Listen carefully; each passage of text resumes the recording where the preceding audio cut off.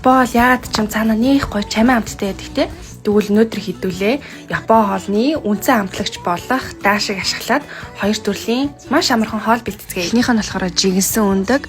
За энэнд бол би амар дуртай. Тэгээд хоолны газар орж ирэхээрээ заавал юу н 200 мг усанд нэг хоолны албаг даашигаа хийгээд буцлахаар нь утгсан өндгөө дээр нь хийгээд 3-4 орчим минут чигнэл бол. Ташитагээс солонгос амтлагч биш шүү манайхаа.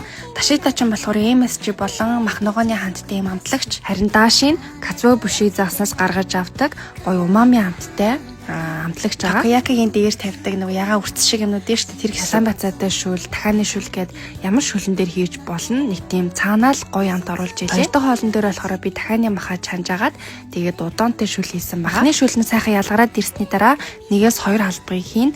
Тэгээд дээр нь удаан дүүпүү дахин ямах юу цаа хийгээд чигнэл болоо. Дээр нь бол яг чили ойл хийгэж утсан манай дараа байхгүй болохоор нэм чилиний флейкс нутгнууд дээр нь жоохон цацчлаа. Хоол нь маш бага орох учраас айгүй удаан хэрэглэгдэнэ. Ямар нэгэн хүнсний нэмэлт болон MSG агуулга тайд аваад амсад үзэрээ хоолнд үнэхэр гоё амт оруулдаг шүү.